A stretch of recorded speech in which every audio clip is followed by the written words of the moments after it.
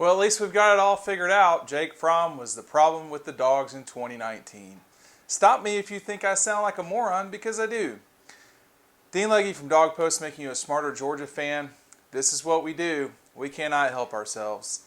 We can't understand that more than one thing can be true at the same time. Yes, Jake Fromm struggled. A lot of us wrote about that during the 2019 season. Why isn't he performing better? I mean, you look at the South Carolina game, really all the way until the LSU game. He played well, I would say, once in that game, and that was during the Florida game, a 20 out of 30 performance, a couple of touchdowns. I mean, in the big third down conversion, Jake played well in that game. Against South Carolina, it was bad. Kentucky, 35 yards passing. Missouri, freezing that night, 44% passing. Auburn, 46% passing, 13 of 28. Texas A&M, 40% passing, 48% passing, Georgia Tech looked bad against Georgia Tech at the beginning of that game, 48%. Obviously, 47% against LSU. There were some bad games for Jake Fromm in 2019. But against top 10 teams, he really played well. I mean, the LSU game was the one game where he did not have a 50% completion percentage. We've got to stop this craziness. Jake Fromm is not the exclusive reason Georgia got to the national championship in 2017, and he certainly isn't the reason why Georgia struggled, not exclusively in 2019. You had a brand new offensive coordinator. He, in previous stops, just did not perform at a high level, and what Georgia got this past season was mediocre from the offense, generally speaking. Was that Jake Fromm's fault exclusively? No. Was it the offensive coordinator's fault exclusively? No. You had a slew of things happen all at once coming into the season. Obviously, you're replacing an offensive coordinator. You're replacing all of your receivers. Even as good as George Pickens was, you're replacing all of your receivers.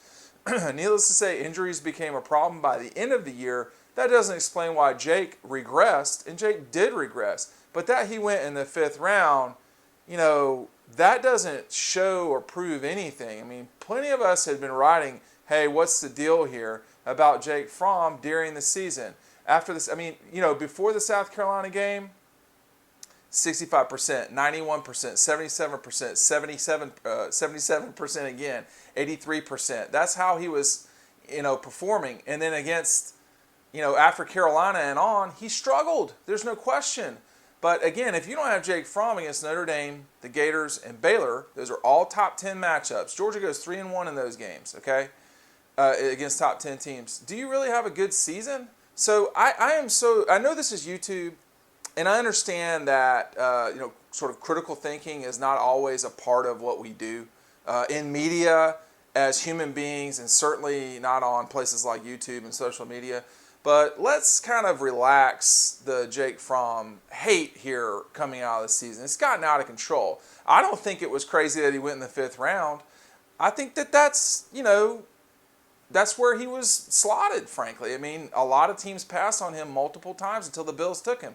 But we got to get back in reality here. Losing Jake Fromm coming into the 2020 season is not a good thing for Georgia. It wasn't a good thing for Jake that he left. But we gotta stop with the pile-on stupidity. And if you're the one doing it, you know who I'm talking to. And if you're not, then I'm not talking about you. But as a society of people who ingest sports through our eyeballs, let's chill that out a little bit, all right? Dean Legge for Dog Post, making you a smarter Georgia fan. I'm going to get you ready for the 2020 season. Just click right up here. It's our playlist for the fall. It looks more and more like the fall. Check it out, and I'll see you over on the website.